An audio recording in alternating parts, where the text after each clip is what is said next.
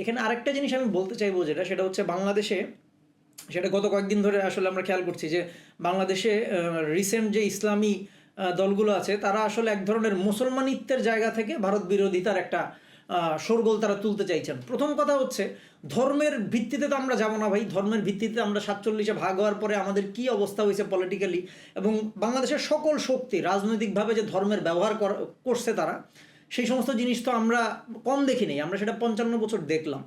যখন আওয়ামী লীগের দরকার হয়েছে তখন তারা নিছে, যখন বিএনপির দরকার হয়েছে তখন তারা নিছে, তাই না? তো সেই দিক থেকে আমাদের আসলে রাইট কজটাও বুঝতে হবে, কোন অ্যাঙ্গেলটা থেকে আমরা আসলে বিরোধিতাটা করব।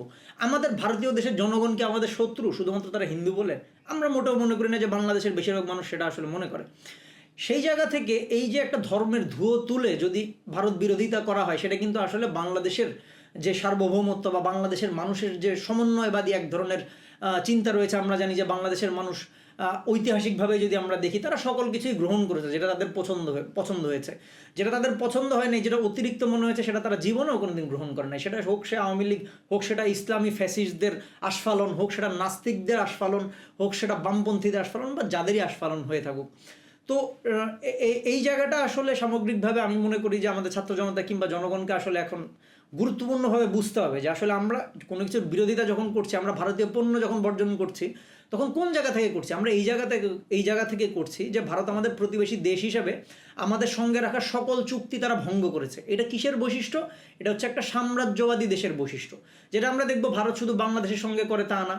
ভারত ওই একই অবজ্ঞা, একই রকমের হেয় নেপালকেও করে, ভুটানকেও করে, তার আশেপাশের যতগুলো রাষ্ট্র আছে, পাকিস্তানের সঙ্গে তারা একটু হিসাব করে কথা বলে, কারণ পাকিস্তানের পারমাণবিক অস্ত্র আছে, ভারতেরও আছে, আমাদের সেটা নেই।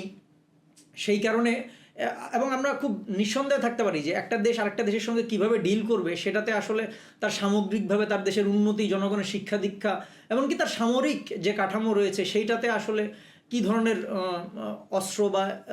অস্ত্র বা আপনার ওয়েপন রয়েছে, সেগুলো আসলে হিসাবের মধ্যে অবশ্যই প্রতিটা দেশ হিসাব করে। এই দিক থেকে আমার যে বক্তব্যটা থাকবে সেটা হচ্ছে যে আমরা যখন একটা কিছুর বিরোধিতা করছি তখন সেটা রাইট জায়গা থেকে বুঝে করতে হবে। কারণ একভাবে যদি আমরা নিজেরাই যদি আরেকটা ফ্যাসিজমের মধ্য দিয়ে, আরেকটা ফ্যাসিস্ট কায়দায়, কিংবা ধর্মের ভিত্তিতে, কিংবা এমন একটা জিনিসের ভিত্তিতে করি যেটা হচ্ছে যে আসলে সামগ্রিকভাবে আমাদের পুরো বিষয়টা, পুরো পরিস্থিতিটা বা যে বাস্তবতাটা আছে, কারণ একটা ইস্যু তো এক জায়গায় খতম হয়ে যায় না। আজকে যদি আমরা এখান থেকে ধুয়ো তুলি আমরা হচ্ছে ভারতের সঙ্গে যুদ্ধ করবো, এটা কি আসলে কোনো কাজের কথা হবে?